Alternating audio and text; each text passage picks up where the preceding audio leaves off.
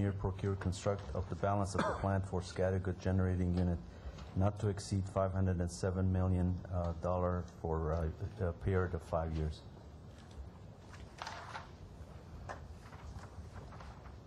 Commissioners Noonan and Moss, do you have any questions related to this item?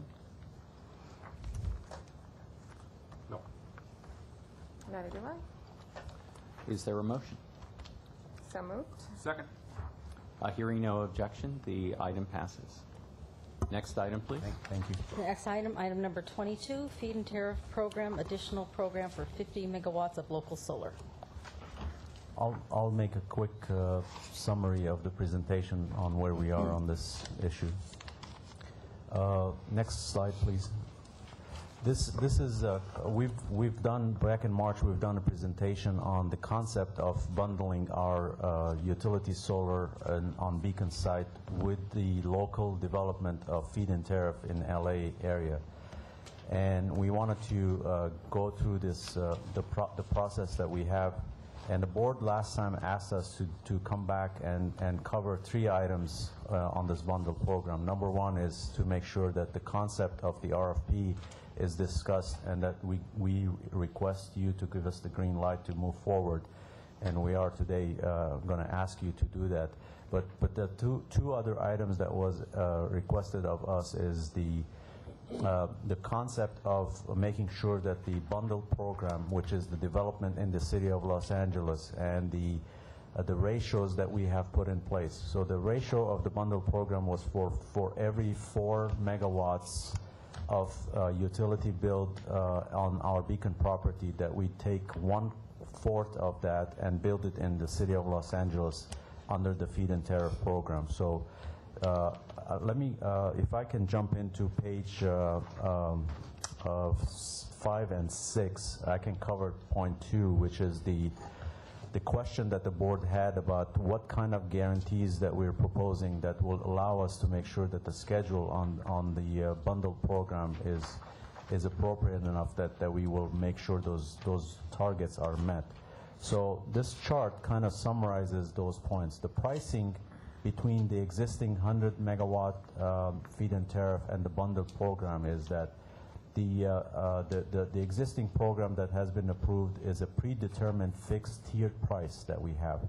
The bundle program is going to be the lowest evaluated cost of a contractor that's going to be bidding on both sites. So the utility development in our Beacon property would have a set price for the PPA, and then the price for developing the 1/4 of that megawatt in city of Los Angeles will have another price that's proposed by the same developer.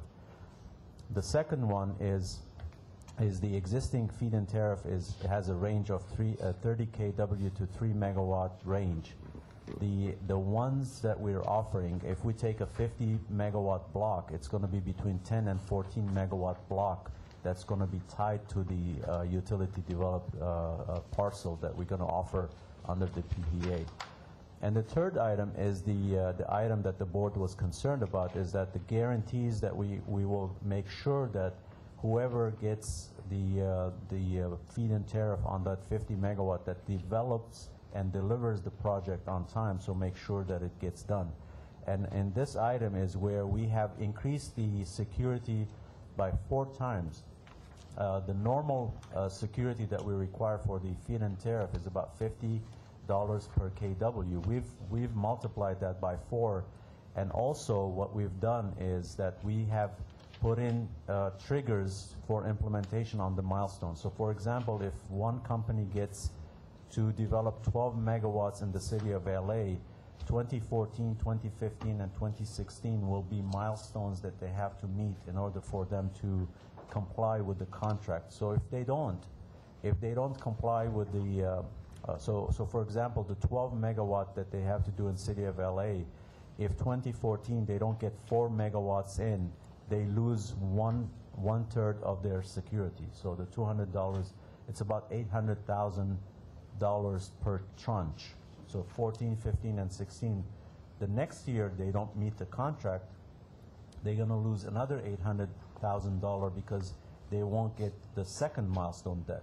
If they have 2 strikes on not meeting the deadline, they will be out of the game, and then they will lose the entire security. So we've put in very stringent requirements for them to make sure that this is not something that they would just put in there and not comply with it, and we've put some safeguards in there.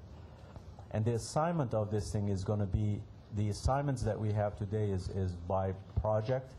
When we assign that chunk of the megawatts for it to be developed in the city of LA, they cannot just bifurcate that. They have to give us 1/4 of those megawatts that we give them on the site. So they are tied together. And the one thing that was this board's desire is to make sure that the goals, the policies of developing local businesses and local jobs is part of that investment that we're making. The local bid preference is going to be applied on this project where the regular feed-in tariff will not apply.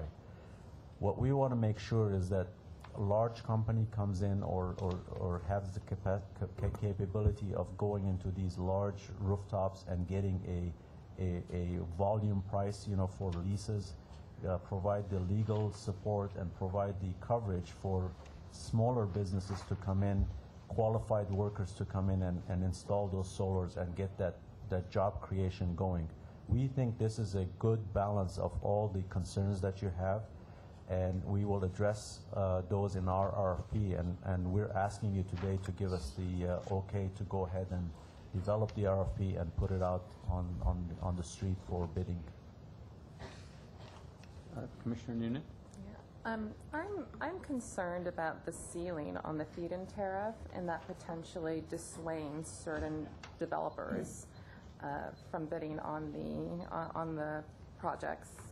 Would you elaborate on what the reasoning is behind putting a cap or a ceiling on the tariff? And are you concerned that maybe very substantial developers, like we want for this project, may turn it down because the market is not determined yet in the future for the pricing?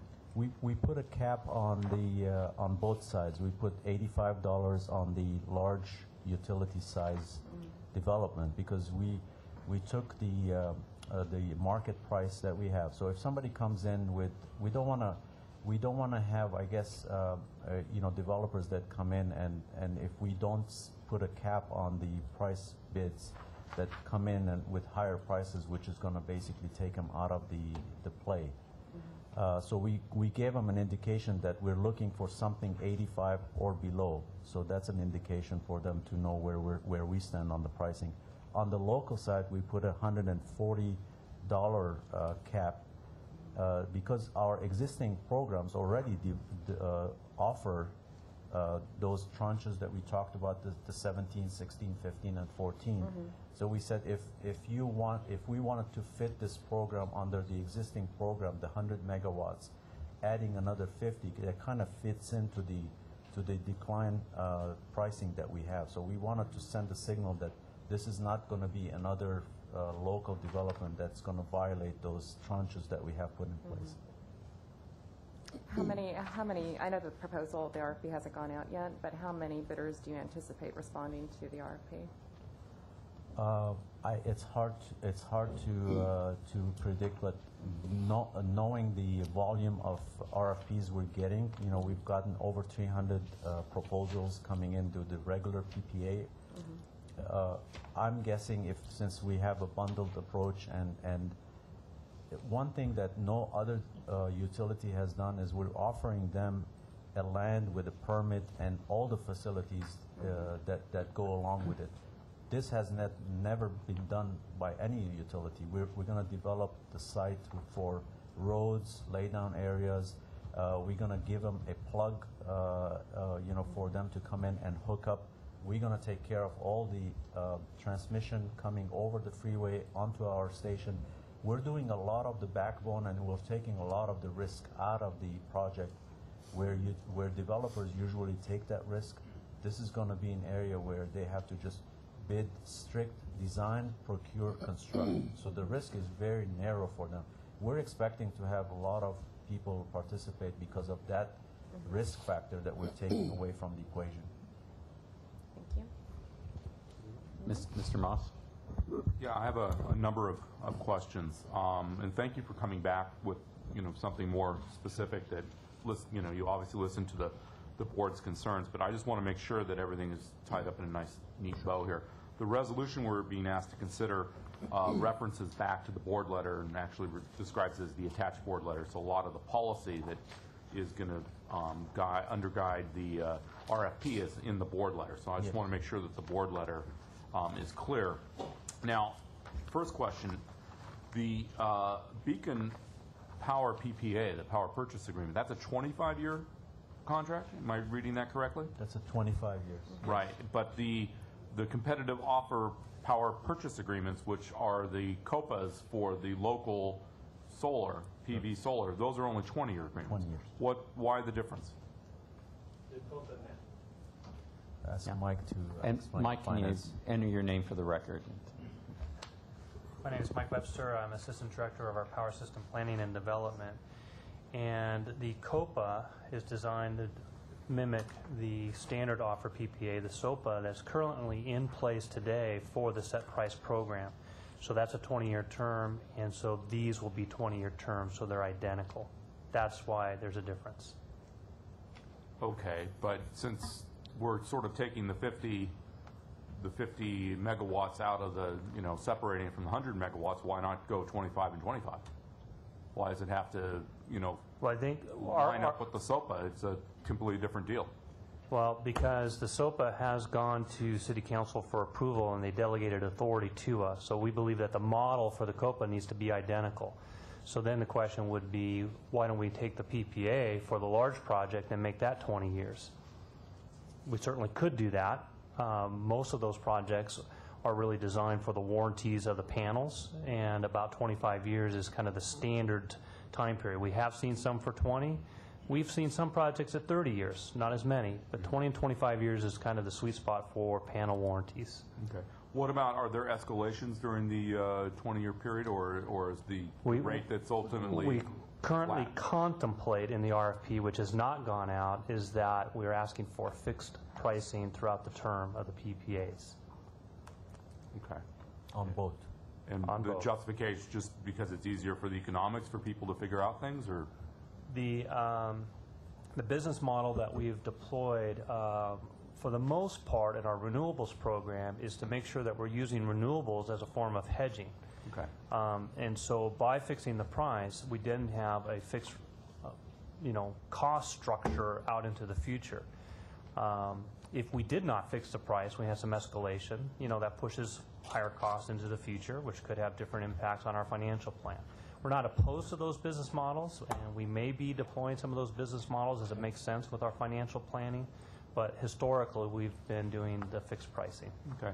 Another question for you. In the SOPAs, under the 100 megawatt FIT program, the pricing that was discussed with the board and the different 20 megawatt tranches were in kilowatts per hour, so many cents per kilowatts per hour. Here you have it in dollars per megawatt. So So it's how does the math compare? So it's the set price program is 17 cents, 16, 15, 14, 30. The average is 15 cents per kilowatt hour. And so this program for the local is 14 cents per kilowatt hour. And the equivalent at Beacon for the utility scale project is 8.5 cents per kilowatt hour. Right.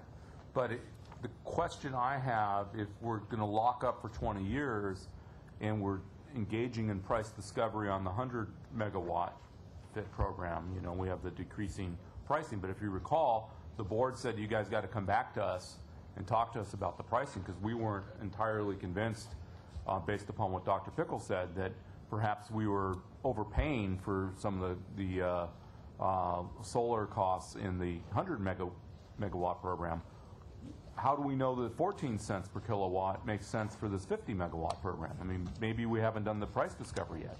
What if it really turns out that it's 10 cents I per think kilowatt? we're hoping to discover that equilibrium, because it's a bid. This one is not a set price. Oh, okay. We're giving them a 14 as a ceiling, but we're hoping they come at, I'm going to say, 5 cents. So, right. So all you kind of potential RFP people out there, keep that in mind. Okay, that's good to know. No, that's fine.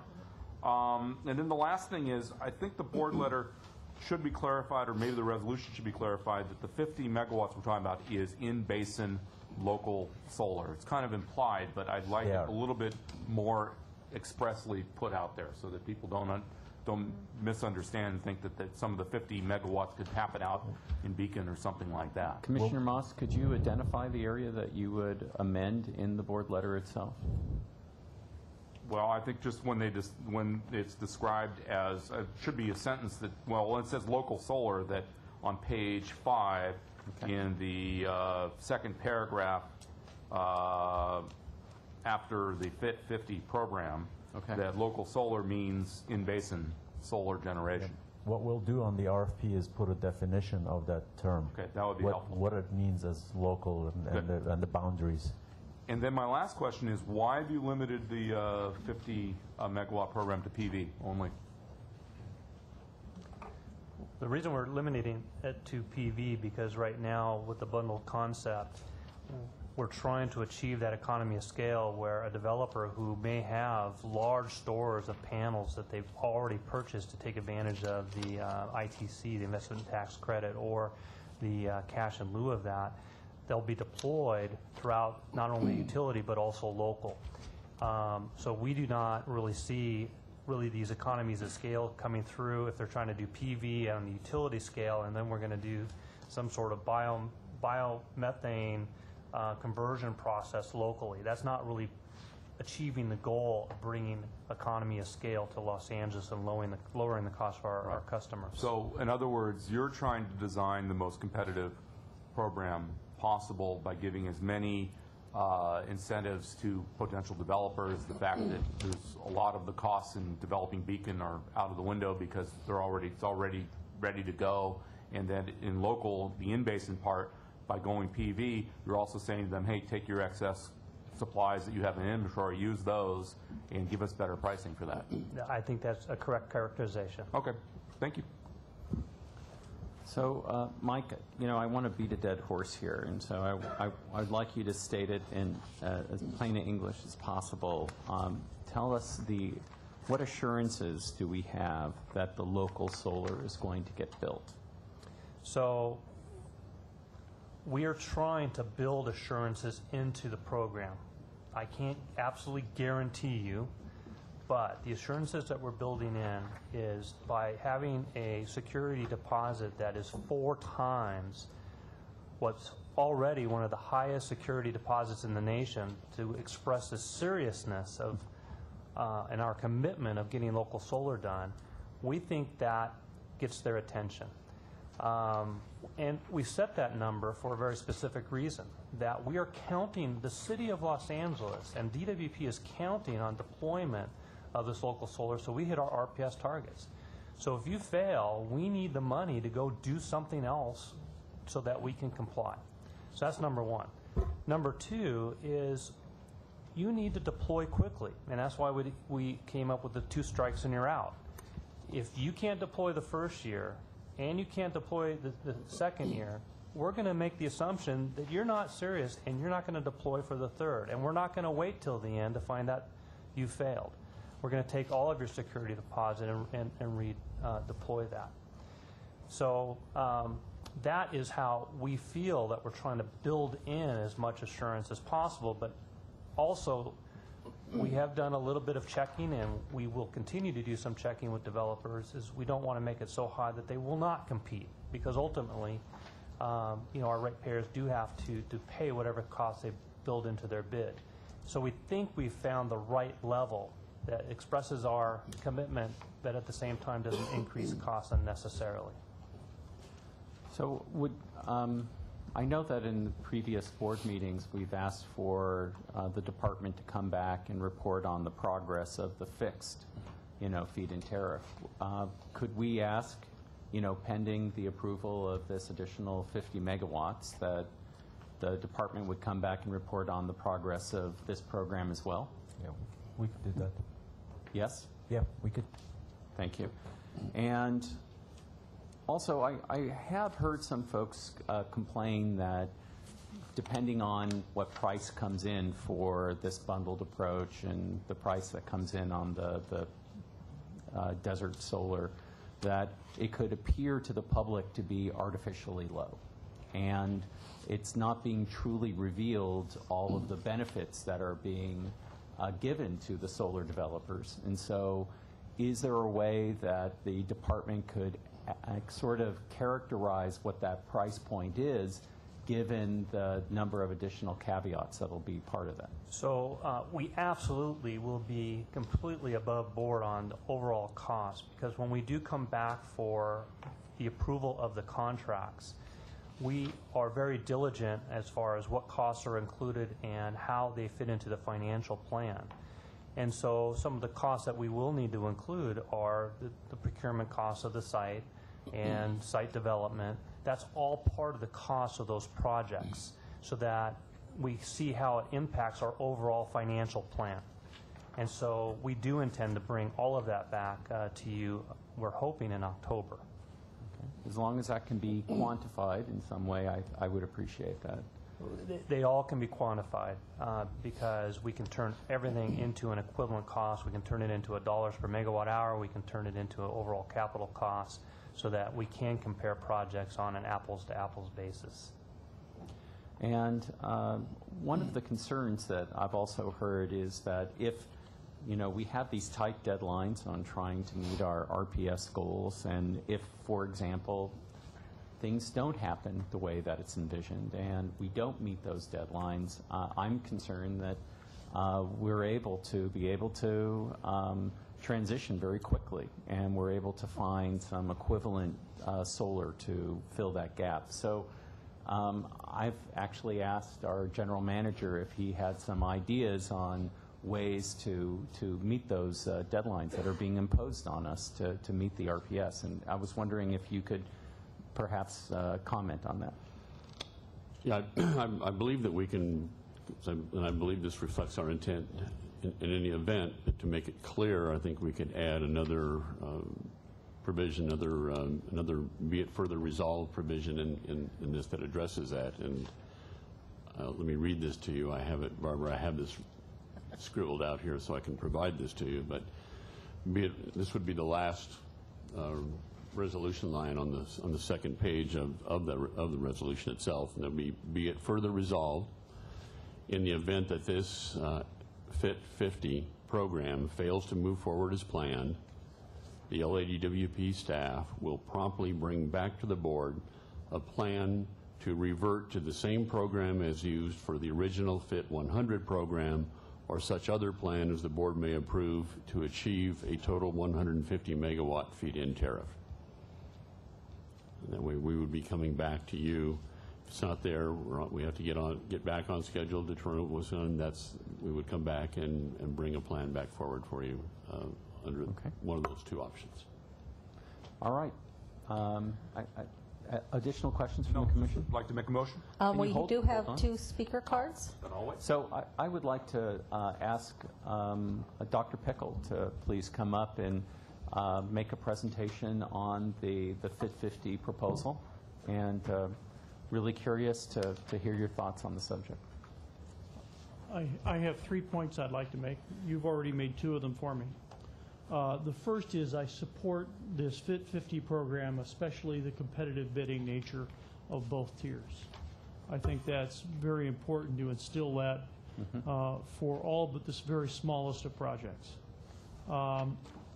When, as you've already noted, when the FIT 50 contracts come before this board, I would like to see all the price and cost components be laid out in each component. That is, the prices bid for each part, the beacon site costs and the allocation to this individual project in terms of expenditures already made, and expected additional site costs and what portion of those are allocated to the individual project, and then totals, as Mike Webster noted, on a total dollar basis, a megawatt hour basis, whatever basis he thinks is most instructive in this process. And then my third component is I too am worried about the FIT 100 program. I think we need to revisit that because of the overwhelming response at the price of 17 cents. I worry about the negative impact on ratepayers. And I believe success can be achieved at much lower prices than 17 cents. And we can lower the subsequent tiers on that program. Oh, And the board should revisit that. thank you, Dr. Pickle. Do the commissioners have any questions for Dr. Pickle? And thank you. And the next speaker, please. The next speaker is Dr. Tom Williams. Dr. Tom Williams, LA 32 Neighborhood Council DWP Liaison. One of the previous comments I had provided was, how about the small guys? When you say local, I really like that, except that your local and our local is not quite the same. Is there any provision for trying to stimulate the 50 to 20 kilowatt unit panels? That is the individual single-family dwelling with 100, 200 square feet of panels at 8.5 cents a kilowatt. I would like that. I would enter into my calculations on financial viability. But since I only consume 5 kilowatt hours per day, no, I would have a lot of excess. Thank you. Thank you very much. Okay, the next speaker is Sumi Parekh.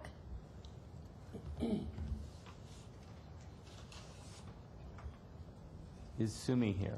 Sumi, Parekh. No, I guess they must have left. Okay, that's the last speaker card for 22. Thank you. Mr. Moss, you were making a motion. Yeah, I'd like to make a motion to approve this item with the amended, be it resolved that General Manager Nichols read. And the amendment of defining what And then- local right, and then invasive defining- solar actually means. Correct. All right. Second? There's a second and a motion, and the item is approved. Thank you very much. Aram, I think this is a big policy. Congratulations. We're very excited that this is going to be good for us. This could be influential. Thank you. Next item, please. Next item is item number 23, 2 agreements for electrical testing and relay maintenance services. Commissioners, this is a request to approve 2 contracts with ABB and 1 with PowerTech Engineers. With all the programs that we have going, the once-through cooling, repowering, Haynes 5 and 6, and today this board approved the contract for Scattergood and a lot of the capital improvements and the reliability programs that we have. This group of engineers and testers, they do all the commissioning work, to put these units in service and test them and set them up.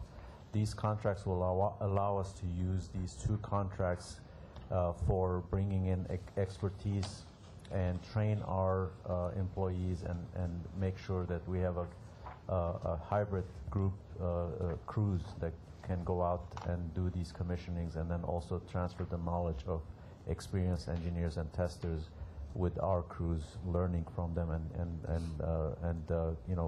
getting their work lined up while we're hiring new trainees coming into our ranks, with the testers. This will be a good addition for us to kind of inject some of experienced contractors in there. Are there questions from the commission? I have a couple. Please, go ahead. First question is it's a task order-based contract. Yes. And the obligation is that we are guaranteeing a minimum of 20%. Yeah. What, I think it's 20. It's 20. What's your estimate as to, what percentage will ultimately be using under in the 3 years? Last contract, I think we used like close to 6 million. Let me have Nelson Luke come up. I'm not going to hold you to it. I'm just sort of curious. No, I'm Nelson Liu, manager of Test Lab. Previous contract, we expended 8.7 million over a 3-year period. Okay. And then in the board letter, it says something I just want to point out because I didn't think this was quite right. On the second paragraph of page 2, it says, in addition, on March 19, 2013, the Board of Water and Power Commissioners approved these services proposed by the Power System in the fiscal year 13-14 budget plan. I don't think we've approved the 13-14 budget. I think we approved sending it off to the council, but I don't think we've preliminary. It's the preliminary budget only, Yeah, that's but correct. this makes it sound like we've approved the budget, so I wanted to note Correct. that for the record, that That's- our authority has not been usurped. That's a good point. Commissioner. Thank you. Usurpation does not sit well with me. And then the final question I have is, if you wouldn't mind, Aaron, going through how this letter of intent works with the IBEW. So the letter of intent, we've had, this is the second time we've had the letter of intent. The first contract we had put in place was about $10 million contract that we put in place. 15? $15 million was the initial contract. We had the letter of intent to accelerate the hiring and to get the testers and the engineers in there. When we asked for this contract under the current MOUs that we have an obligation to have our own resources do the work. This letter of intent kind of reaffirms our commitment to get the training class in there, which we have about 20 tester trainee in there, graduate them through program, and have enough hiring going on so we can reduce the this need to always go out and hire these experts to come in, because this is our bread and butter work that we must have expertise trained, ready to respond, for system reliability and commissioning. So that's part of their plan. There's no conflict between the letter of intent and what we are planning to do. This kind of memorializes our understanding that we are moving in that direction, and then we are going to comply with this. So is it fair to characterize this as a little bit of a bridge until Yes. such time that we're able to fill the positions? And Yes. that way reduce the amount of task orders that we'll be issuing Yes. under the contract? Yes. Okay. If we had enough staffing and enough expertise, we wouldn't have needed this contract. But this kind of allows us, with negotiating with the local 18 and understanding that we are on the same page as far as hiring, training, and making sure that we have enough resources to do this our day-to-day operation work rather than tapping into contractors all the time. And when do you think those trainees will be hired full-time? Our first class of electrical testers started actually on April 25th. And how long does that class take? It's a 3-year training program. Okay, so at the end of the 3 years, when these contracts are up, that's when they'll be on there full-time? Yes, well, if they pass, obviously, the training, their apprenticeship program, so yes, they'll be Yeah, full-time. and I think this feeds into your question, Commissioner, about the bigger picture of the recruitment, the hiring, and the training. I think Right. last meeting you asked for it, and we owe you a presentation. This kind of fits into that picture. It's one part of it with the engineering, hiring, the testers, the drafting, and all those resources that we have to put in place. Okay, thank you. I have a question about the LOI. Would you explain what's being proposed in terms of offering overtime to certain IBEW employees? So when we have a contractor on board, what we do, I mean, the easiest way or the right way for us to do is to expand our existing workforce by using 10% overtime to make sure that we are using everybody, to their fullest. The next step is to have the contractor resources come on board and supplement the resources and that the LOI basically says that we have to go through that sequence of stacking our resources. So overtime comes first, then we tap into the task order, and then hopefully when we hire, we don't need any of these steps. Okay, but just to be clear, if we have to hire a contractor, we're not in addition paying a 10% No. overtime to the employees? No, the employees are already working, let's say they're working 8 hours, then we stretch the day for 10 hours with the contractor, and we tap into that resource first, and then we add the contractor on top. Okay, thank you. Is there a motion? So moved. Second? Second? The item passes. Thank you very much. Barbara, can you call the next item, which I believe we're going to have the general manager make a presentation. Yes. So I should like to have Marvin Moon come up, and he'll provide, I think it was important to have we haven't spoken in some time about kind of the collective of our electric vehicle charging program. And prior to going on to item 2024, I thought it would be good to have Marvin give you an update as to the different pieces that we have, where we're at on that, because there are a lot of a lot of moving pieces to what we're doing and trying to push forward electric vehicles in Los Angeles. Marvin? Thank you, Mr. Nichols. I'm Marvin Moon, Director of Power System Engineering and the EV Program Manager, and I'm very pleased to provide a brief overview of what we've been up to with the electric vehicle program and where we're going moving forward. Next slide, please. So I guess the basic question is, why would we push electric vehicles? What's so great about them? Well, the environmental benefits are pretty obvious. If you look at compared to a gasoline vehicle, they typically have 75% less greenhouse gases than a regular gas car. And it saves a lot of money for folks, too. I don't know about you, but I'm tired of paying $4 a gallon at the gas pump.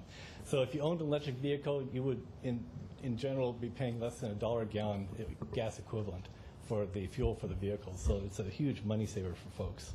Also, it promotes a new industry for folks, and as well as provides integration for renewables. For example, a lot of our wind farms produce a lot of energy at night, and so to the extent that we can charge up batteries during nighttime and then use it later in the day, that's an integration tool for us as well.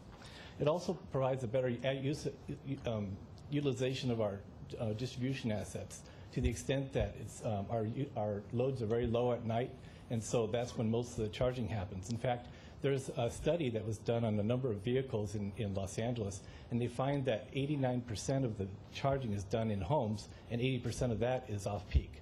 So that just corresponds with our load period as well. And of course, it grows the green energy profile. So to the extent that our energy, we add renewables to our energy and it becomes greener, the fuel for our vehicles becomes greener as well. Next slide, please. So there's three basic types of charging. There's charging at home, in the public, and at workplace. So let's talk a little bit about home charging. One of the biggest things, and it's a real challenge, is education. Basically getting information in front of folks and say, is this something that fits in my lifestyle, either a plug-in vehicle or a plug-in hybrid? So we've updated our website. It's ladwp.com/EV. We also participate in shows like the LA Auto Show and some other events as well, including Earth Day on Monday. And we also do a lot of collaboration with the other municipal utilities in the area, as well as Southern California Edison. We have some technical assistance for customers. We have our call center staff that know all the EV programs. We have service planners, which are our service planning folks that help developers and customers install chargers as far as what metering options they should use, what rate options. And we have some code experts as well. One of our biggest programs is the Charge Up LA home rebate program. In fact, the board approved it 2 years ago in a day from today. So it's been going for 2 years. It's going to expire on June 30th. And to date, we've had about 430 rebates. We've paid out about $845,000, of which half of it is reimbursed by the Department of Energy because it's part of our smart grid demo. And I'm expecting that we're going to probably top out at 500 by the time this program wraps up in June. We also have an EV rate discount. Water and Power is one of the first utilities to have this discount in the country. And basically, if you have your car metered on a time-of-use meter, in addition to having the low rate at night, we'll add an extra 2.5 cents off that low rate for the EV discount. That's been in place for some time. In fact, you folks did a modification to that rate when you approved the rate back in November, because it used to have a service charge, but the new rate took out that service charge because it really ate into the savings. Next slide. Oh, here we are. Moving forward, in the future, we're talking with those other municipal utilities in Edison about perhaps a regional website. Right now, a customer has to go all over the place looking for, if you work in this service territory, maybe in Pasadena service territory, and you live in Edison's area, it was really hard putting all the information together. So we're talking about a regional website for information. We also want to develop tools for dealers and customers so they know the best rate option, the best metering scheme they should be on. And we're also working on a follow-up to our home rebate program. Next slide, please. Public charging. Back in the late 1990s, the department installed a ton of those small paddle chargers for those RAV4s and the other vehicles, and they've been sitting around dormant for about 10 years. Well, with the new cars, they weren't compatible with them, so the department's been actively changing them out. We've changed out 121 of those legacy chargers on city property.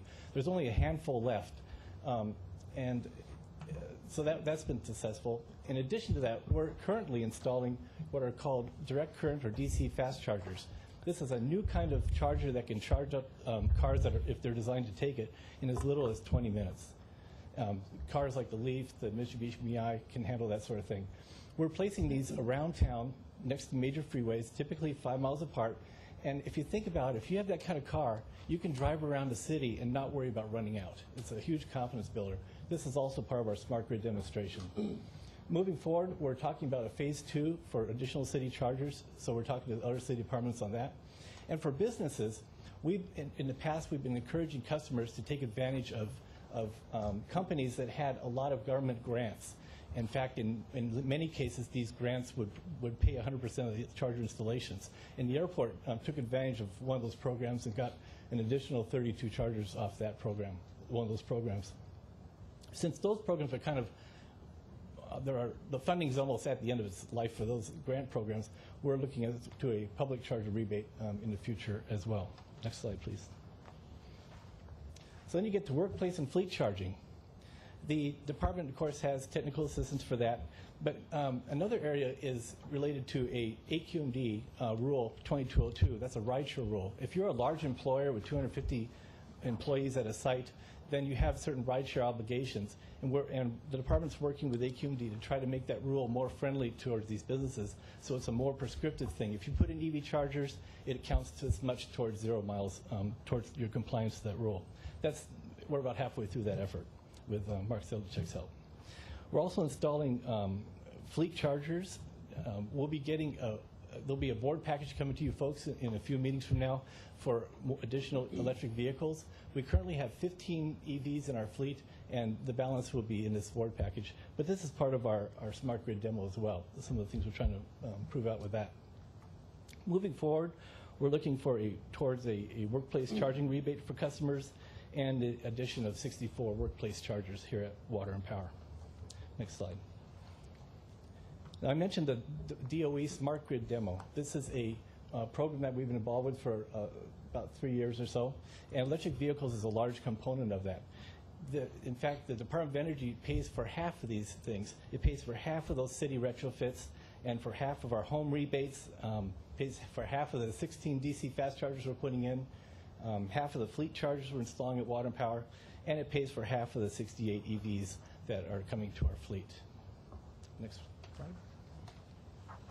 You know, grants are so important. Half of our program is funded by grants. In addition to the DOE grant, before you today is our 3 grants that we've applied for and received. We need to accept on the behalf of the department. One of them is $75,000 towards the installation of 32 fleet chargers for Water and Power. Another one is another $75,000 towards the installation of 32 workplace chargers at Water and Power. The third one is a grant that the department wrote, and the California Energy Commission is on behalf of 23 agencies in Southern California. It's being administered by AQMD, but our portion would be approximately $250,000 for additional chargers. That's that phase 2 of the city chargers I was talking about. And typically these grants pay for about half of the installation cost. Lastly, the California Energy Commission also gave the department a rebate. We retrofitted a lot of our diesel trucks for particulate traps, and we received about $1.7 million.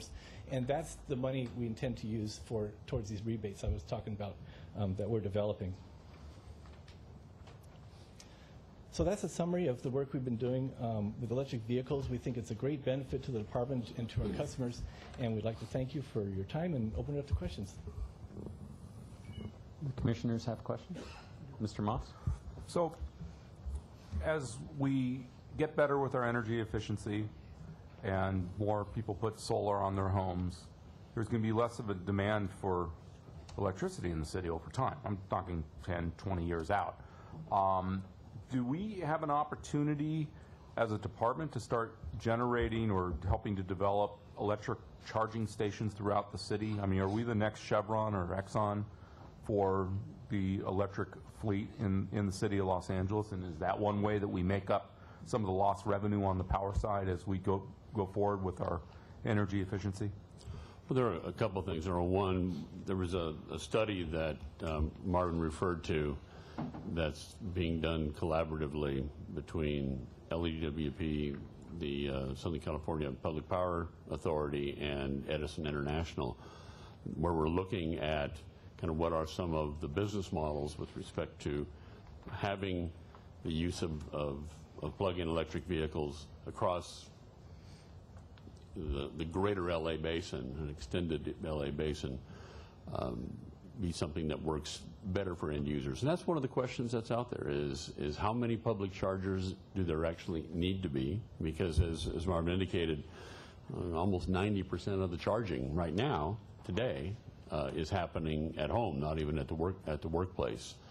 Now, that might be in part because there's not a wide abundance of public charging, so there's a chicken and egg question with regard to that. So I think that's a question as to how much do the utilities need to play into that. Our gut feel is that I think we think utilities play an important role. How significant of a number you need to put out there, how big of an investment that will be, and how do you recover those costs, I think is something that we need to speak to. And I think we'll have some input out of that comes out of this joint study. I think the other thing to recognize is, again, since let's assume that the trend continues, that most of that charging is done at home. So if almost 90% of it's done at home and 80% of that's done at home is done off-peak, that by definition means it's night. It times nicely with the roughly 1,000 megawatts of wind that we have on our system, the preponderance of which does blow at night. So it does work in well with our program. It would increase our nighttime use for energy, and that overall helps the system. So we're doing the right thing environmentally, and it could turn out to be the right thing both financially for the department and most importantly for our customers who pay our rates. Should the department start acquiring corner locations for electric charging stations? That's right. You're not ready to comment on that? I'm not going to. I think the jury's out on that one, Commissioner. Commissioner Noonan? Yeah. I have a few observations and questions. In my view, one of the great benefits of electric vehicles and local charging is that we're keeping the dollars here in Los Angeles. We're not sending it to places that may not like the United States right now. That's true. And I think it's perhaps a timely observation. And the other thing is that I've been really wanting to buy an electric vehicle myself, and I'm running into some problems because I live in an apartment building. I have a condo. Mm-hmm. And so I decided to do a little research. So according to the U.S. Census data for Los Angeles, 54% of the housing stock in Los Angeles is rental units. That's correct. And right now, we do not have a good program. This is a great program for people who have their own garage and they can just get a charger and plug it in, but that actually is not the majority of the people of Los Angeles. Yeah. So going forward, how do we get the rest of the city to enjoy the fruits of electric vehicle and charging? What do you think? Well, there's a couple angles on that. We have service planner folks that would meet with building people and help them look at different options, whether it be separate service, tapping into the existing service. So working out logistics and site-specific locations is one thing we do already. And we've had a number of folks take advantage of our rebate program that live in multifamily dwellings. Another thing is these DC fast chargers I mentioned. To the extent that you could charge up in 20 minutes if you have that kind of car, you might be able to use that almost like a gas station instead of charging at home. So we'll see how that works out. There's going to be a learning curve on that one. You can't take advantage of the time of day rates unless you have like a graveyard shift or something like that. Yeah. So there was one other thing. The other thing is we're going to find out more about the role of workplace charging too, to the extent that, if you can't charge at your home, maybe you could do something at work. So we're going to be learning a lot as we move forward with those programs. And also on the DC fast chargers, I'm really excited by that. And my understanding is that they're going to be located near freeways. Is that correct? That's correct. And so some of these sites might be current DWP properties? Yes, they are DWP property. And is there going to be a map available or an app available for people to be able to take advantage of these DC chargers? Absolutely. There are several apps out there right now. All that information will be given to them to put on their applications, in addition to the department site. All right. Well, you know, Marvin, I guess my one piece of advice, I think this is such a fantastic program, but it would be how can we crack the code with multifamilies, and how do we get people who live in apartments to be separately metered, or do we actually find a way of charging an HOA for some of the larger apartment buildings and have them qualify for some of the metering as well? So I think that the next board would very much appreciate a policy related to that. So I'm asking you to see if you can look into best practices and come back with something. Sure, I'd be happy to. Commissioner, I have one more question. Please. On the fast DC chargers that you're going to sprinkle out through the city, Yes. I drive my car up to it. How do I pay for it? Well, during the demo period, which is the next 2 years, there won't be a charge for it. So we're talking free electrons. For the information gathering period, that's Now, do we, under our current laws, could a third party charge, invest the money to build a charging station and then charge customers for it, like in a gas station kind of model? Yes. Is that allowed? Our rate ordinance says that charging batteries is not considered resale. And there are some companies that have put up DC fast chargers. One in East LA that I'm aware of, that they did put one in, that's a paid model. And so they can charge a little premium over what they pay DWP for the electricity? That's correct. The mall in Westfield Mall in the Valley has the charging stations. And you just put a credit swipe, card in? Yeah, swipe a card. Great. And gives you time. See, that's our next business model, Ron. Our expectation is that having the ability, you can use them with car meters, parking meters now in many locations. So the idea of being able to add this to a charger doesn't seem like a heavy lift. Our expectation is that it will become the model, likely long-term going forward. Thank you. Thank you very much. So we now need to consider item number 25. Is there a speaker card? No, I have a speaker card for the one we just did, the electrical vehicle We one. haven't voted on it, but can No, we have for the presentation. Yes. Oh. So can you call the speaker, please? Yeah, the speaker is Tim Hebb. Welcome. Thank you. I'm actually just a private citizen and a DWP customer, and I just have a few remarks to make that are really relevant to what we just heard from Mr. Moon.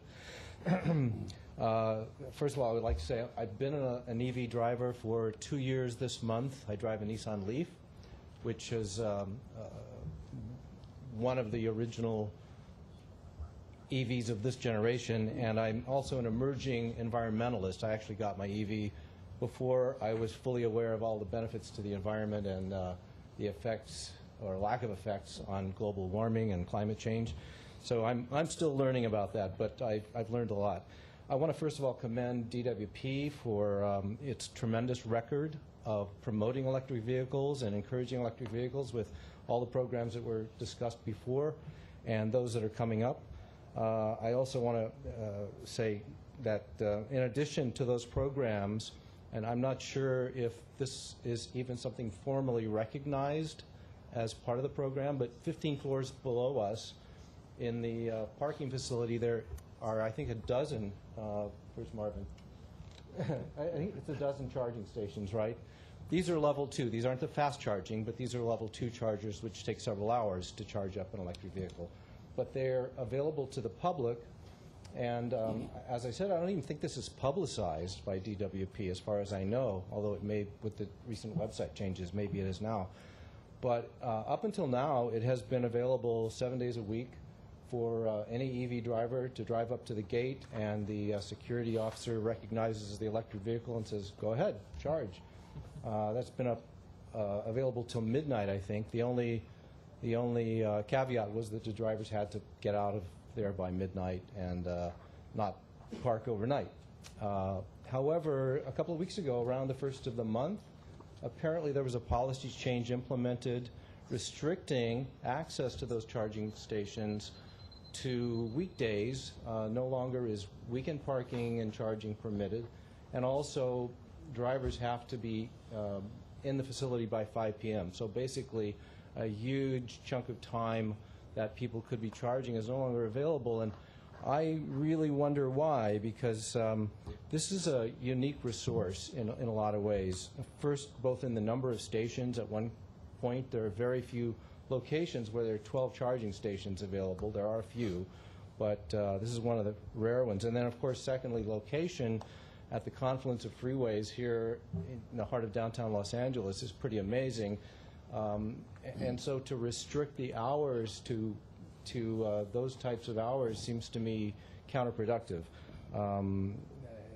There was one other change, by the way, that I do approve of fully, and that was that a 4-hour charging and parking limit was set, which fully makes sense. Having driven an EV for a couple of years, I understand that EV drivers do tend to hog parking spaces and the resource of charging, and the 4-hour limit is a great idea, and it absolutely, meets with my approval and recommendation. But the other things, as far as restricting days and times, don't understand that. Because these restrictions just don't seem consistent with DWP's otherwise very admirable record of promoting and encouraging it.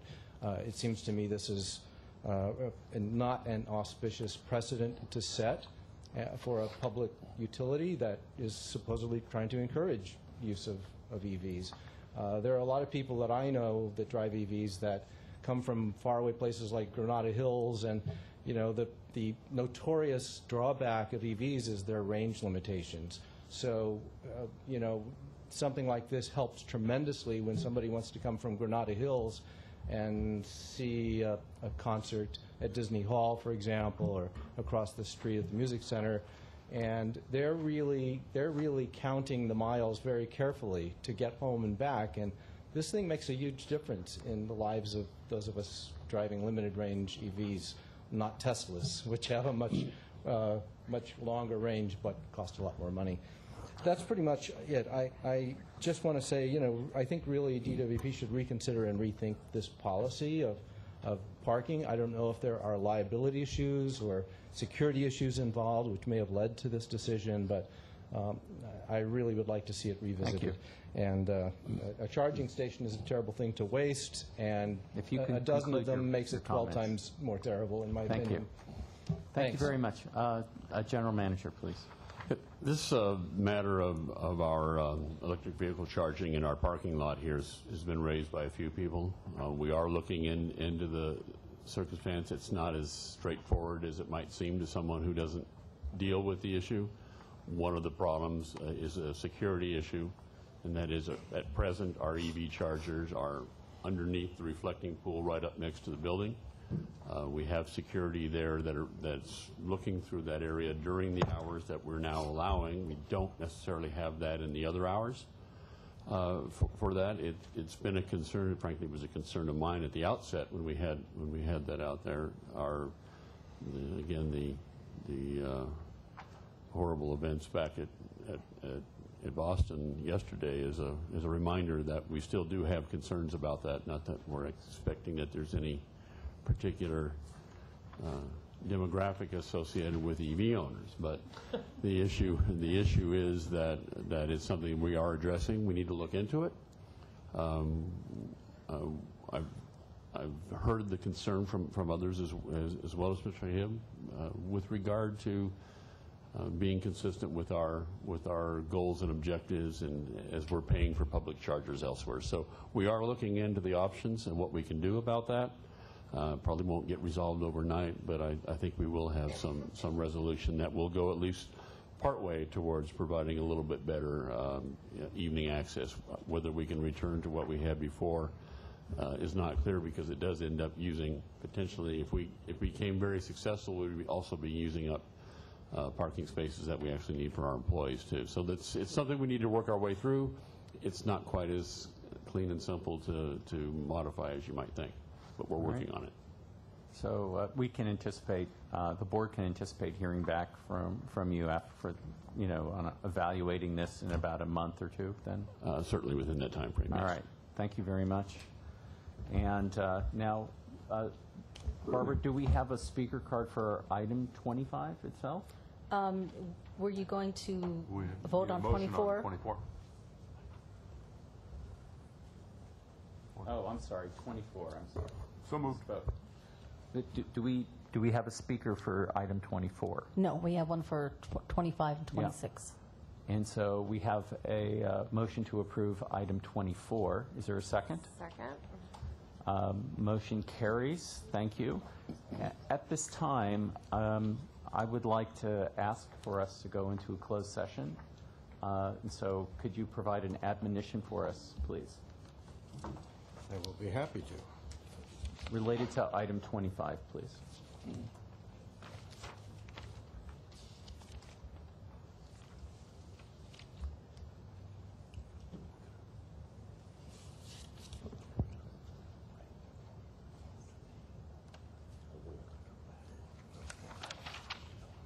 All right. Okay. Okay. I appreciate it. All right, the board shall publicly report any action taken in closed session and the vote or abstention of every member present thereon in accordance with Section 54 and 957.1 of the California Government Code. And we'll be back. And then we will be back out. And then we will be back following that, and then we will go back into closed session again. So we'll be back 10, 15 minutes. Thank you.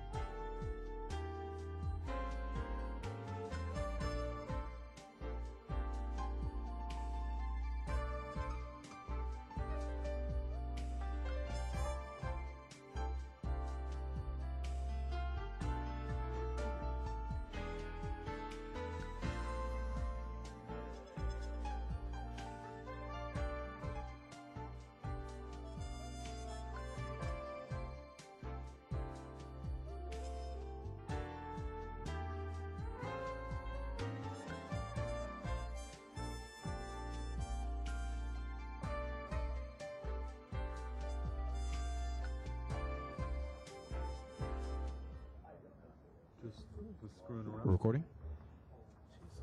Very much. I'd like to welcome all of you back to the April 16th meeting of the Board of Water and Power Commissioners. We have just emerged from a closed session, and we are now on item number 25. And I believe there's a speaker card, Barbara? Yes, there's a speaker card for 25, Dr. Tom Williams. Is Dr. Williams here or in El Sereno? He's about two-thirds of the way there. All right. Okay, that's the only card I have for All right. 25. So I believe there's going to be a presentation from Bill or Marty. Bill and Marty. If Marty's awake. Yes.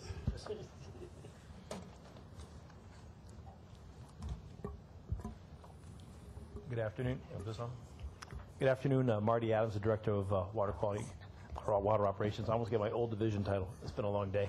It's been a 10-hour turnaround to Independence this morning to present to the Inyo County Board of Supervisors what we'd like to talk to you about at this time. You're familiar with the Owens Lake Dust Control Project. We've discussed many times, both in open and closed sessions, and the issues surrounding the project and the challenges that we face. We've also talked about the master planning effort that's been going on in the lake, and this board has given us direction on a couple of instances to begin working on, at first in January, a list of what the department would require in order to agree to a project on the lake, and then also a direction to begin working on a project that we could pitch so that we could accelerate this effort and try to make the ideas of the master plan come to reality sooner rather than later. Especially important because of, as we see the water year this year, really demands that we take some action and that we not delay. So today, what I'd like to present to you, and you have a copy of, is the Owens Lake Master Project. It's a concept document that you have, and I'd like to go through the elements of that document with you at this time. First of all, the background for this, as I mentioned, we've had the issue of water is foremost on our minds, and water supply, and it was the issue of trying to get the lake to a more sustainable future that drove the department's interest in the master planning effort. And one of our goals of the master project is to reduce the water demand by at least 50% on the lake. Currently, we do use more water than the city of San Francisco uses in a year. It's the amount of water that it takes to fill and overtop the Rose Bowl every single day of the year. And we believe that we can recover at least half that water by investing in a project like this. Secondly, this project is a direct outcropping from the master planning effort on the lake. That effort was involved a number of local and state agencies, as well as environmental organizations and concerned citizens from the Owens Valley. And that is probably about 35, 40 people participated for almost 3 years in that effort. But we also recognize that while there's a lot of great products coming out of that effort, there would be questions as to how long it would take to get to where we want to be today. And so that's what drove us, under your recommendations, to move forward with the project that we're sponsoring as the Department of Water and Power. And then lastly, this project does not come for free.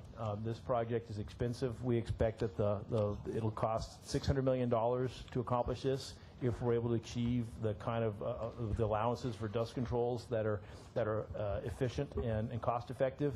It could cost close to $1 billion if that was not the case, and we're facing the kind of controls that we have now that limit our opportunities to save money and water both. However, this project, unlike the current project that's on the lake, where we basically are meeting an obligation that the department's agreed to by air quality regulation, this project is designed to save water. And we know that currently we spend $45 to $50 million a year of our customers' money replacing the water that we leave on the lake. We can recover water is the same as recovering money for our customers. And as the cost of purchased water goes up and purchased water is more scarce throughout the state, it's increasingly important from both an environmental aspect and a cost aspect that we're able to do that, and that's what would allow us to pay for this project and to see this as a driver, to let this happen and get us to where we need to be. Next, please, Jackie. So the existing conditions on the lake. for more than a decade, actually the first SIP was 1998, so it's been 15 years now, but for more than a decade, we've been controlling dust on the lake. There's currently 42 square miles controlled on the lake bed. There's a total of 45 square miles that we've agreed to control. 43 was in the last 2008 SIP, and then we took on 2 additional miles as what we know as Phase 8, the gravel project. So the 45 square miles in total, 39 square miles of it is shallow flood. And so the predominant dust control method has been to do shallow flooding on the lake, which is why it's so water intensive. And again, the water that we use is up to 95,000 acre feet of water a year. And in a year like this, where we have hot temperatures and very dry weather, it's exactly the kind of year that we predict could be a 95,000 acre foot year. So this is substantial impact to us. And again, the use of drinking water is not sustainable for the future in terms of dust control. There are places where the water does a multitude of good and creates some habitat and some other environmental benefits, but there's a lot of places on the lake where the water simply controls dust and evaporates. And so it's that water that we're targeting with this project. Next, please. The existing conditions, I don't know if Mr. McDaniel had a chance to share this earlier in any reports or not, but this is where we're looking at the snowfall this year. It's not been a good year. The northern part of our region up in the Mono Basin was closer to normal. The southern part of the Sierra, particularly around Owens Lake, was about in the 35% of normal. So there's a real shortage of water. We expect runoff because of 2 dry years in a row to be just over half of normal. But most importantly is just, you see the variation of the graph that there's good years, there's bad years. We need to start, looking at the water as a more of a rare commodity. We don't know how many bad years we might have. There's predictions that drought could continue, and this may be the beginning of a trend. And so, the water condition is very, very concerning to us. We also know that when we have bad years, we're seeing usually the state has a bad year, and there's a lot of concern with exports out of the Delta, both from state policy standpoint in terms of reliability of the Delta and the Delta ecosystems, and also in terms of bad snow years when there's just not as much water running through. Next, please, Drake. The existing conditions also, under normal conditions, we've talked in the past about how much of the aqueduct diversions are used for environmental purposes. The graph on the right, the pie chart, that kind of shows the division, but what we do know is that historically the aqueduct had delivered up to 460,000 acre feet of water a year. Our long-term average is 225 to 250,000 acre feet of water a year, and the rest of that water has been left behind for the things like the refilling of Mono Lake, Owens Lake, the Lower Owens River project, the enhancement and mitigation projects, and other commitments in the Owens Valley. So we've seen a substantial decrease in the amount of water that comes to the city on a normal basis. The chart on the left, the graph there with the bar chart, shows how aqueduct deliveries have changed over the years. If you notice, the lowest part on the chart is a couple of years ago, second to the right. It's a very low delivery. I think it was about 115, 120,000 acre foot year. For reference, this year we are projecting a flow to the city of about 63,000 acre feet. It'll be the lowest delivery to the city on record. So this is like 2/3 of what goes on the lake? Yes, actually, yes. So the water we deliver to the city will be less than the groundwater pumping in the Owens Valley. It'll be less than what's delivered to the lake. And there are ramifications, and it's not presented here, but not only in terms of cost to the customer. There's also water quality ramifications in terms of the fact that we'll have a different supply of water that has other issues that we have to deal with. So this is a real serious issue, and this just points out how important that is to save this water and to begin this process at this time. Next, please. The master project goals are very similar to the goals that were developed in the master planning process. We modified them so that they're more in terms of things that we can really focus on and deliver. First and foremost, the Owens Lake project is a dust control project. It has to continue to control the dust that we've done such an excellent job of doing up to this point, and we plan to continue that and we're not changing that commitment at all. Also to protect and enhance and create habitat. That was one of the ways that we found to remove the water from the lake, was to be able to keep the value of the habitat that's out there currently by improving it in the areas that it naturally wants to be, and then taking the water away from the places that it's not providing those other benefits. We are concerned about protecting cultural resources, particularly Native American artifacts. As you're aware, in Phase 7A, that's a challenge that we're facing, and so that's a key issue for the master plan. To promote area-wide economic development, this is something that was developed in the master plan coming particularly from Inyo County, that they want to see how the lake could enhance tourism, could attract people, be a place for folks to go. People go there now. Before the project began, people couldn't get on the lake because you couldn't take a car out there without leaving your car behind in the mud. And so, there are ways to get out there now. Part of the idea of the master plan was to tailor that so you're trying to achieve a goal. And so in the master project, we're proposing the same kind of thing, that's an important aspect for us. Opportunities for renewable energy development. There may or may not be chances for solar or other energy use on the lake, but it's something that we're sensitive to and always looking for opportunities for. Creating a view shed that's in harmony with the surrounding environment. This is a big issue for state lands, that they didn't want to see a project on the lake or methods for dust control that made the lake into an eyesore. They thought that it should fit in with the surrounding area. So the project is true to that. Create a flexible adaptive management plan. This is critical for us because we realize that the lake surface is a changing and evolving area. It'll evolve as habitat changes. It'll evolve as salt washes out of soils and salt moves around the lake. We need to be able, within the box that we create for this project, to manage the lake adaptively, make sure that we have the habitat and the water savings at all times, even though those areas might move around somewhat over the course of time. And then, of course, goal number 8 is one that's critical to the department, and that's to reduce the lake-wide water use by more than 50%. And we intend to do that by using waterless and water-efficient dust control methods, and also to look for opportunities to use groundwater under the lake that we found available through our study, and we're trying to work with some parameters that would allow us to pursue that. So these goals for the master project are based on the goals for the master plan. They're consistent with that, but they're more refined to what we think we need to focus on in this case. A few shots to go along with that.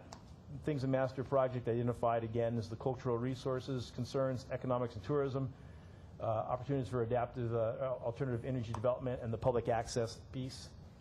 Next slide. These were slides and shots that were developed that we're working with the community on. These were developed as part of our Phase 7A project, which is identified as the trial run of the first part of a master project idea, where we would try to balance water savings and habitat creation and put some of these public elements in there. So this is some of the concepts that our landscape architects came up with. Next slide. Also, part of the project is that we're looking at the natural hues and tones and textures of the lake. We're trying to involve landscape architects in this instead of just the engineers, so that we can do something that's more appealing and publicly acceptable. Next. The master project is proposed to be done in five parts.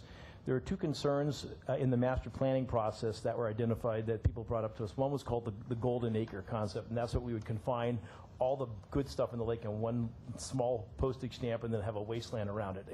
And so the first thing you see is that this project is spread over all areas of the lake. There's habitat everywhere, and it's tied hand in hand with waterless dust control areas. The second thing was the notion that we might try to execute water-saving measures first and then leave the habitat measures to later. And so what we've done is our staff and our scientists and our field staff out on the lake have identified exactly what areas of the lake would need to be converted in phases where we can both enhance habitat and remove water at the same time and have a balanced approach. And then through these 5 phases, we would actually be able to deliver the entire master project. One of the key things you notice on the text, it says that 34 miles out of the 45 miles will be part of this. The remaining miles are things that are already done. The gravel project is done. The managed vegetation area is already done. And then the Phase 7 areas are its own standalone project that's already has an EIR in the street. So this is the remaining areas of the lake that we're already controlling. Next slide. In this one, we see that this is the habitat. There's a dashed red line. It's kind of hard to tell it's red. That's the 100% line now, the starting point. What we see is the different guilds, and then on each set of bars, the light blue bar is the water use. So you see that in each phase, the habitat is increased above 100% at all times, and the water drops with each phase. So what it means is that within each phase, we see habitat maintained or improved and water saving, so that we're not doing all for the department first and for the environment second. This is all in together. It's a balanced project, and everything wins. Even if not all the project got done, everything remains balanced the whole time. This is the guilds that we're focused on. I won't read them all because a lot of small words there, but this is the if you're an engineer, this is the ducks and the plovers and the different animals and critters but primarily bird species that rely on the lake, that either live at the lake or they migrate to the lake and they rely on the food supplies there. There are 6 guilds that were identified in the master plan. They're separated out with recipes in the document that you have. And the key is that in the habitat. Did you say recipes? We call recipes. For the birds? I should clarify. Yes. What is this master project all about? It's to serve humanity. It's not duck soup, no. It's a recipe for success, and it's there you go. In this case, they're habitat recipes, and so there's identified recipes and what those recipes look like to mix the habitat ingredients, such as the water of the right salinity, the amount of open area, water and water by what depth, and amount of vegetation that each of the guilds would need. Focusing the areas of the lake that are most suitable for those and how it would lay out. So in the book, there's more recipes. Next, please. We also have a section on waterless and water efficient dust controls. These are things that we would like to do. There are certainly other potential ideas out there, but these are things we've identified. Currently, brine is an option that we are actually trying out on the lake. Bill Van Wagner in his office had 14 bottles of briny water from the lake, and the one with the right recipe has been sitting on his counter for 2 years and has evaporated about 1/2 inch. And so where we can get this to happen in highly saline water at the right temperatures, we actually can form a brine crust where we meet the shallow flooding obligations and we have no evaporation. So this is something we've actually put an area in successfully this last year. We're working on a couple other areas. Great Basin's been very cooperative in this effort and recognizes the shallow flood. That's something we want to expand. And so that would be a BMP that's approved. Yes, it's actually part of the approved gravel shallow flooding backup. And then the gravel cover is our waterless control method we have now. We know it works. It doesn't work everywhere because some places it's too heavy, will sink into the lake bed. It's also very expensive at $30 million a square mile to install, but it is successful and it does work for control. The bottom right corner, I'll give a tillage. Tillage is where we have a test right now, and it's kind of giant farm-like tillage to scarify the surface of the lake in places where the soil is clay and it clods together. One of the advantages of tillage is that a lot of it would occur in existing shallow flood ponds, so you could always re-wet and re-till the areas or rotate ponds and tillage if you had to, almost like crop rotation, and save a lot of water, and we believe that test is going to be successful. The bottom left corner is non-uniform meandering ridges. That is the concept grown out of the old defunct moat and roll idea, and the bottom line is to push up berms from the lake bed in ways that would create closed cells but would have a natural appearance so that we could stop the dust from any direction, not have to deal with every square inch of lake surface. So we could have open areas of playa, but there's not enough run for the wind to start to move the sand that would scarify the salt and cause it to be emissive. So those are ideas that we're pitching and the kind of things that we'd like to see approved up front, knowing that we walk into this project able to do those and use those in the areas that that's appropriate. Next, please. The master plan relies on a few particular things that are potential impediments at this time that we need to remove for this to become successful. Next. These are the things that in the board, in January 24th board meeting, we had 7 items that we said we needed for the lake. The first 3 are part of the project. It's maintain the habitat, save the water, and use groundwater where it's available. So those 3 are part of the project itself. There's 4 other things that are regulatory or legal in nature. The first one is the issue of the city's requirements under the law to control dust. We believe that we've met our legal requirements under Health and Safety Code 42316 to control the dust coming from the lake, this dust due to our water gathering activities, and that the 45 square miles that we've agreed to control more than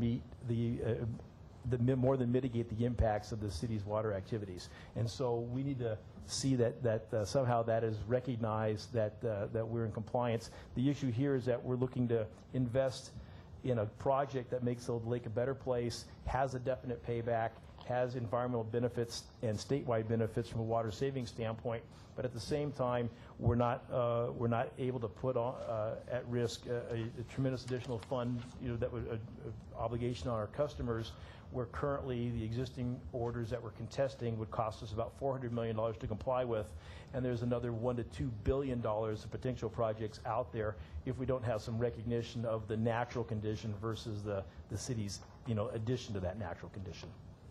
And then, back, Rick. At the bottom there, the need for new efficient waterless dust control measures. That's some of the things we talked about. Right now, it's an onerous process to try to get new measures approved. We think the risk should be on us to do measures and make sure they work, but we can't go into a project like this on the promise that there may be new methods available. We need to know up front that they're going to be allowed to be used and let us make them work as opposed to prove them out year after year after year and then maybe get approval to use them. Next slide. The ability to transition areas and without penalty. This is sort of a fine legal issue, but it is in the SIP that technically not us nor anybody could convert areas of the lake bed to anything different without being exposed to a $10,000 a day fine for compliance. So it's a legal issue. It's very real to us. It's a very real risk, but it needs to be clarified and taken care of for this project to move ahead. And then the bottom one there is permission to implement and maintain the master project.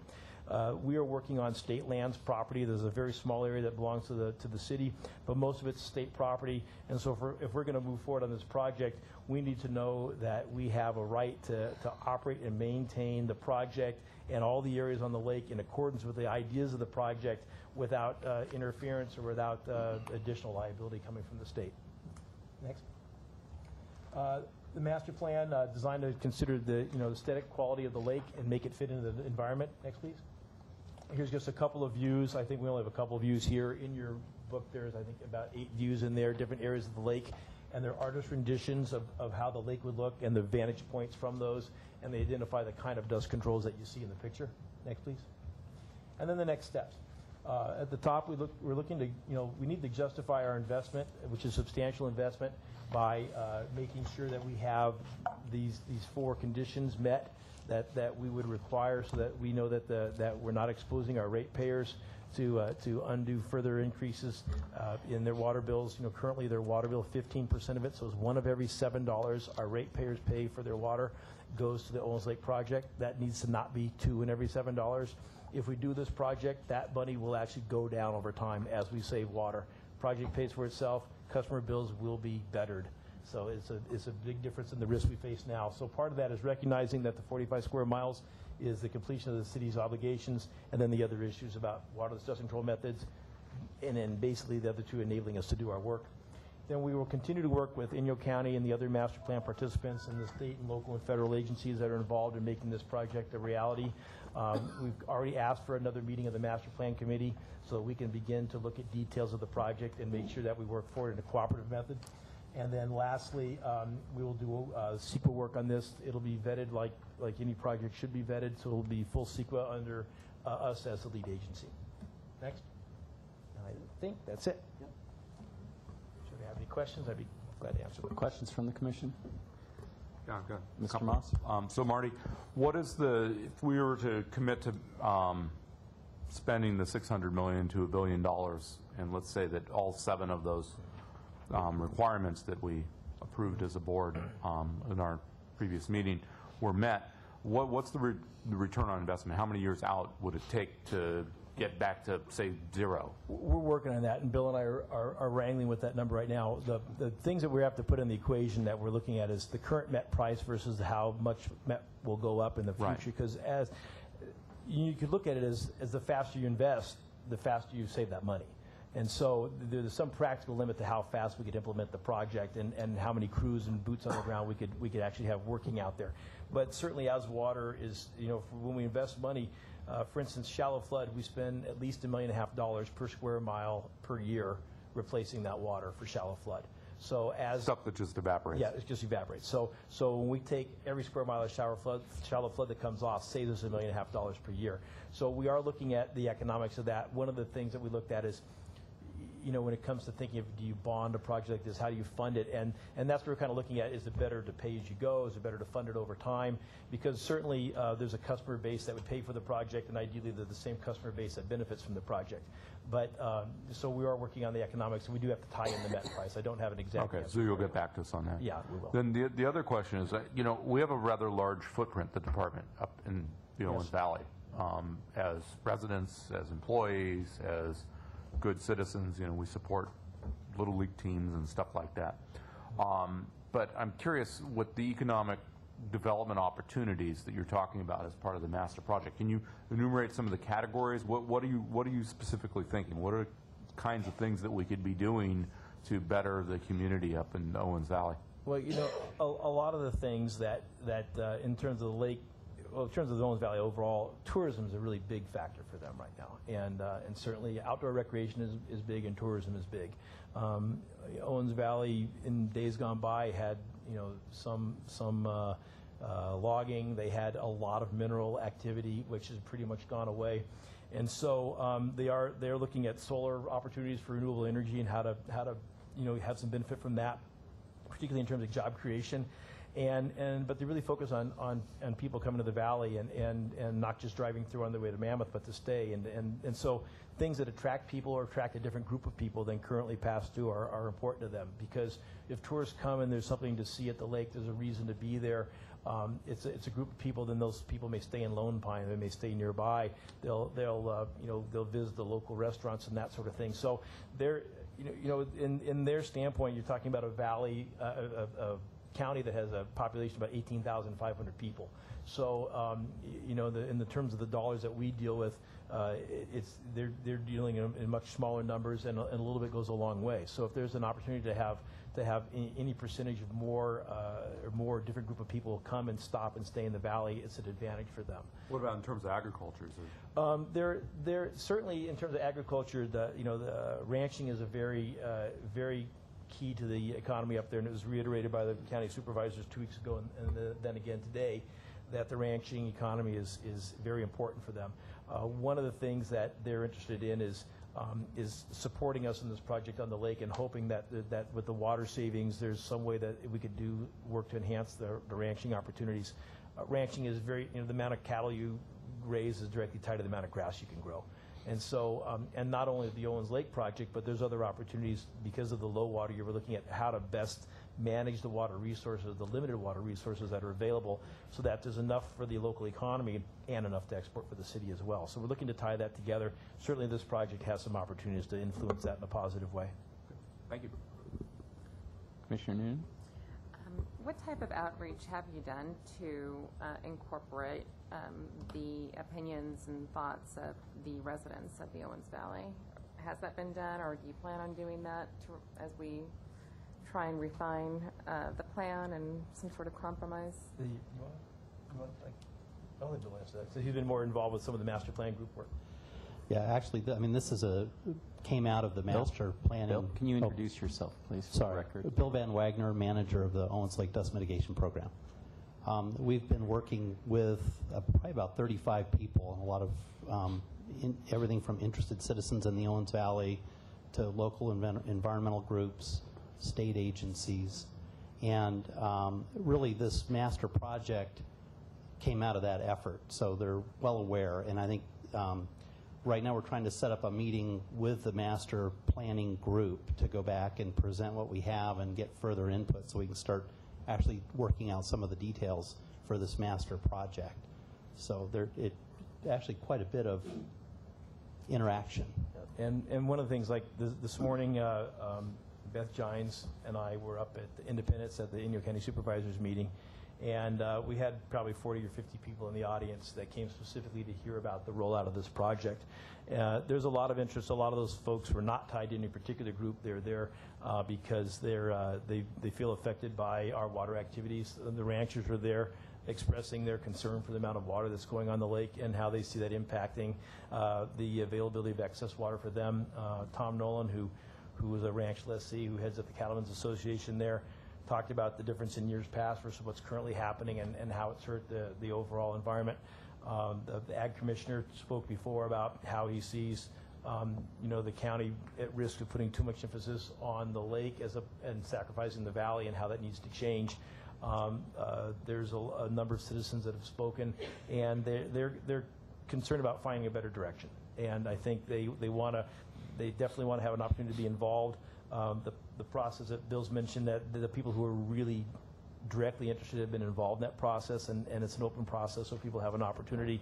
But we will continue to do outreach to make sure that we're addressing what the public really wants. We think this project meets the goal of the community up there. The question is now we have to get interest in Sacramento to resolve some of the legal and regulatory issues to allow this to happen.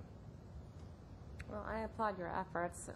Just irresponsible to be dumping that much water into that area and just having it be evaporated. So I appreciate your efforts to try and find creative solutions to avoid doing that in the future.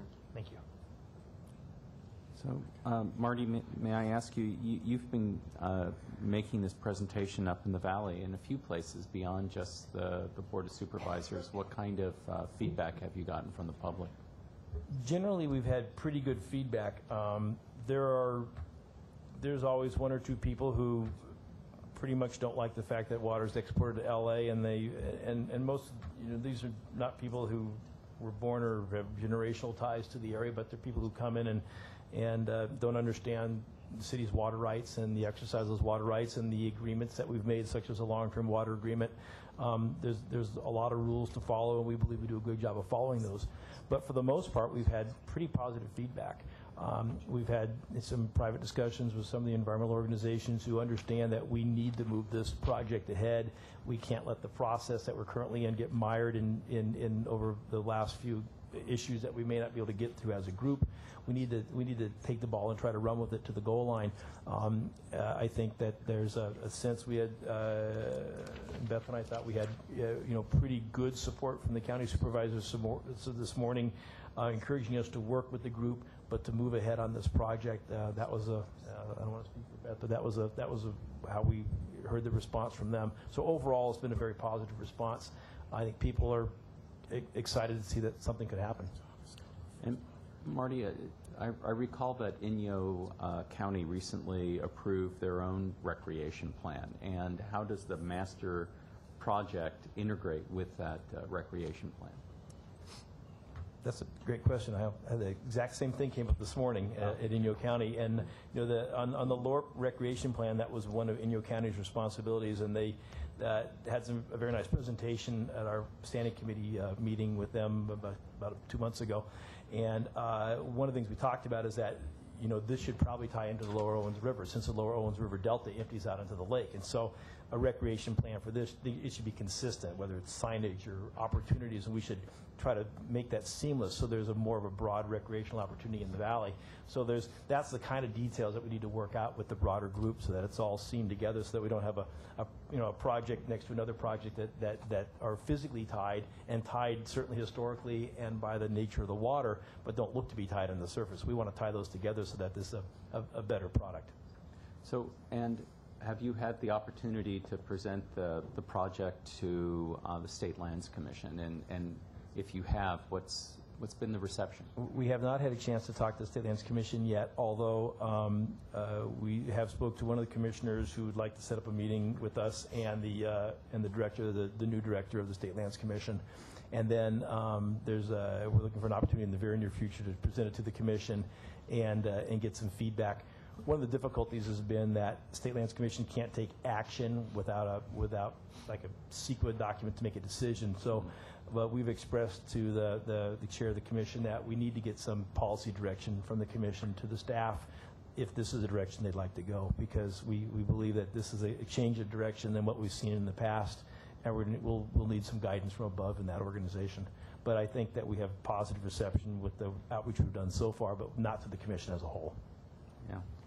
And just given a sense of, timing on all this, what do you foresee being the time that would be necessary to fully do the documentation on CEQA? It strikes me it might take a year and a half. What do you think, Mark?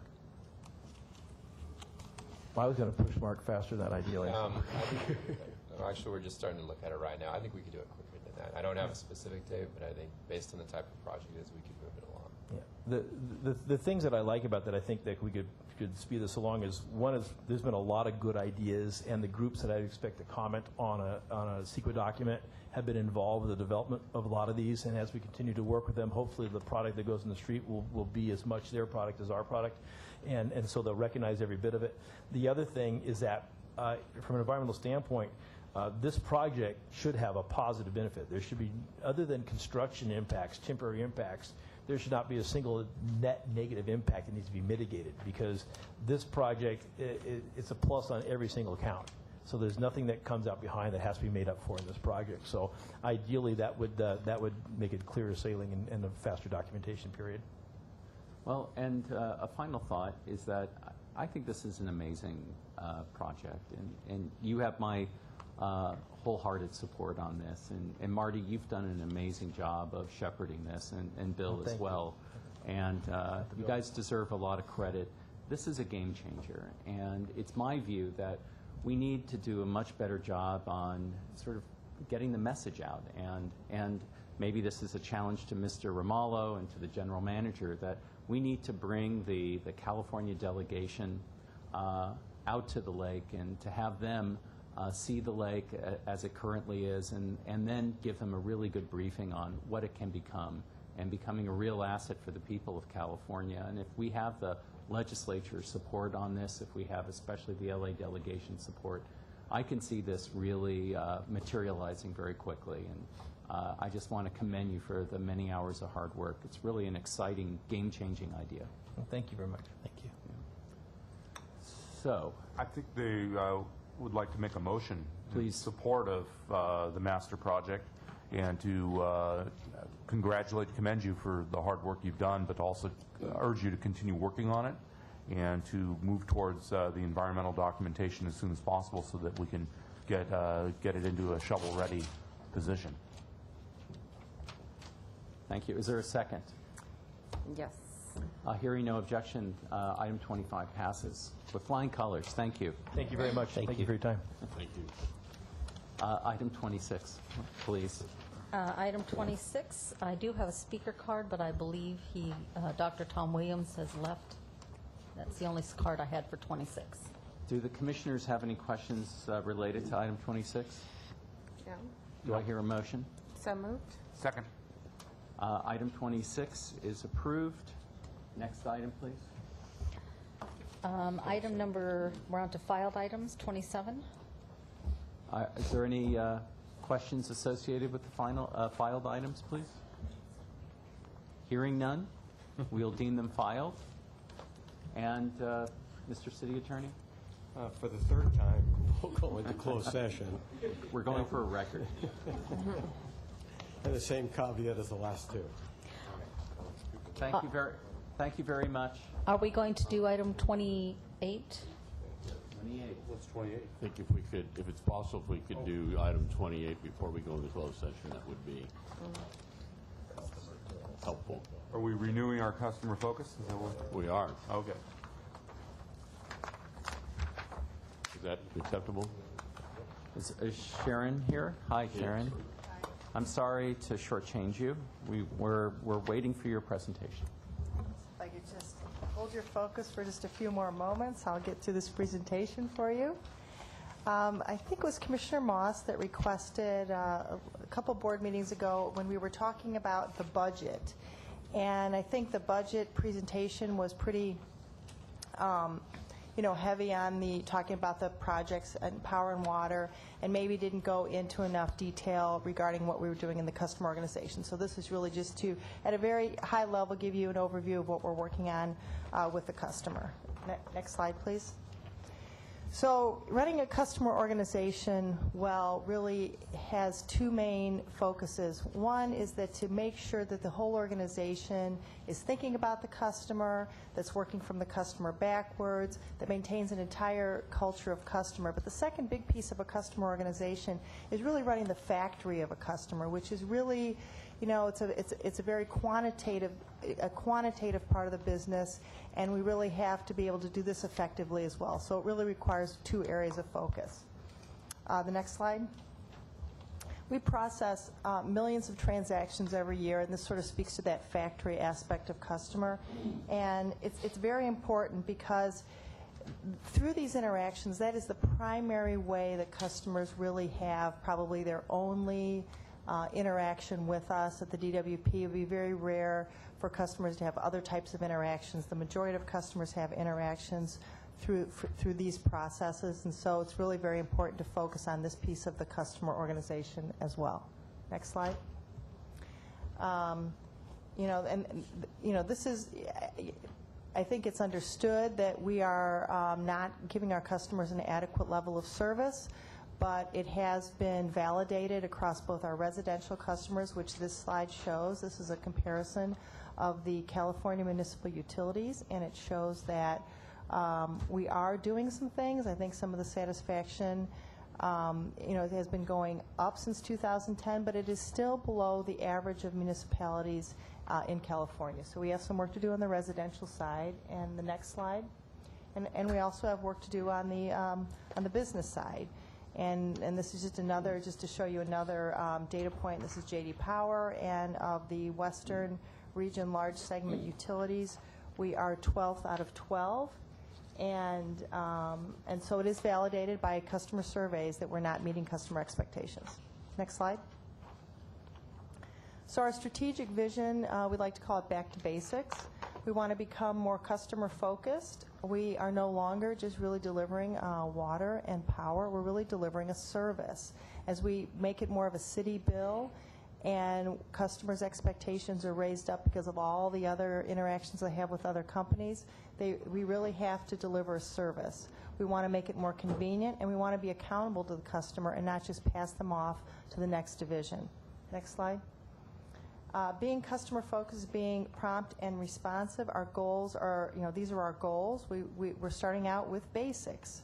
We're not trying to be, something more than a very adequate, appropriate, and responsive utility. We want to provide accurate and timely bills. And to do that, we're putting in a new customer billing system. To support that goal, we want to increase first contact resolution so they don't have to call multiple times. So that requires revamping processes and doing retraining. And we want to increase our service levels.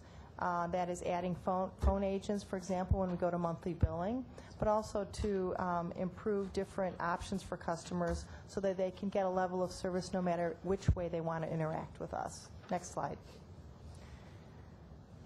So we have some proposed actions, very concrete proposed actions for improving our customer experience. We're not just talking about strategy or theory. We're actually doing things to do this. So to provide more convenience, we're upgrading our customer service technologies. Again, I spoke about the customer care and billing system, this implementation that we're working through. This is obviously a huge focus for us because it gives us the platform to really do a lot of these things, and it streamlines our processes. Everything gets connected, and we can really, as I spoke earlier about rule number 9, we're able to do things with this new system that provide the customer a more consistent experience. And so I want to pause here a little bit because the word SysCon is up here, and I've had some other questions coming up, and I just thought I would interject a few additional bullet points. I have also been asked by several of you commissioners the go-live date, and I was very vague about that because in the context of the entire project, this has been going on for several years, and the original go-live date, which was actually April 22nd, was established in February of 2011. And so when you really establish a go-live date that early, it's not necessarily usual that you would actually hit the exact date, but now that we have a lot of information, we've got the development's done, we've gone through all the testing once through, they haven't all passed, but we've been through all the testing. Right now, all of our, just to give you a data point, about 66 of our test suites have passed. And so we have so much information now that we can accurately predict when we can officially go live. And that date will be July 29th. And so in the context, again, of this entire project, to make a 90-day adjustment, we feel pretty good about that. We feel that we really have adhered to the schedule pretty strongly. We've pushed people very, very hard. We've got people doing above and beyond on this project. And so we're feeling pretty good that we were able to get a go-live date that was within about 90 days of the date that we'd set back way at the beginning of 2011. Again, the largest customer care and billing system implementation for any public utility. We're trying to take a 39-year-old, 1974 was when we implemented the old system. We're trying to unwind this and move into a best practice customer care and billing system. And so I just wanted to add those few extra bullet points about something that I'm really very proud of. So stay tuned. May I ask if there might be opportunities before July 1 to have some initial rollout of the CIS plan? I'll speak that. It's just it's just not possible. Unfortunately, it's a situation where everything has to work and everything has to come together and all the bells and whistles have to sing in key, and it's just not possible to get it done. All right. Any earlier than that, we've pushed for getting it done. As we get near the end of this, to have a 90-day delay actually in the course of a 3.5-year time is not bad, and frankly, far, far better than in most cases. But and as I think Sharon would note, we have had many, many discussions about how can we get this done as quickly as we possibly can, and we're at a point where we feel this is doable. It's stretch doable, but this is a deadline that is not a soft deadline. This is a get her done sort of deadline to get done. But the prospects of doing so as much as a month earlier is just, we feared that, not feared, but we're pretty certain we would be destined for failure. All right, thank you. Sorry to interrupt. That's okay. All right, we'll move through this. So still on the slide for provide more convenience. Again, the second bullet really speaks to the fact that once you have this type of system in, it really, everything is connected and things don't drop between divisions, and from setting a meter all the way to customer remittance, things don't really drop off and disappear. So this is a really important piece for us. The next slide. Also focus more on service. We're centralizing our functional areas, making sure that we've got our call center, all the calls being managed out of one call center. We have the field units being centrally focused, and we have billing being centralized. Measuring our performance, we've got scorecards that are actively being developed. We have 2 that are complete right now. They're quite good. They're the call center and the field scorecards have been fully developed, and we're starting to roll out scorecards for the rest of the organization. And then we're already partnering. There's no start or stop here. We're already partnering across both power and water and working with energy efficiency to, again, start with the customer and work backwards. So we've had some really effective engagement with those programs. And then next slide. And then to kind of come back full circle and really to address the question, we are, our budget backs this up. This is, we say we're going to do this, and we actually have it built into our budget. So we do have the funds available to put in what best practice utilities do. They keep up with technology. We've got, we're going to put in some more money to make sure that we've got some people answering phones when we move to monthly billing. We've got a significant technology investment ahead in the budget. And then, as we spoke about earlier today, we also are going to put in the new customer service center in Hollywood. So we do have it into the budget. These aren't just part of the strategic plan. It's built into the budget. Thank you. Thank you. Questions from the commission? Yeah. Thanks very much. Thank you. This is very exciting. Thank you. Just to note for the record, we did have a speaker card for 28, but it was Dr. Williams, and I believe he's already left. All right. Thank you very much. Mr. Brown? Okay, we'll go into closed session with the prior caveat. Thank you. This time for real.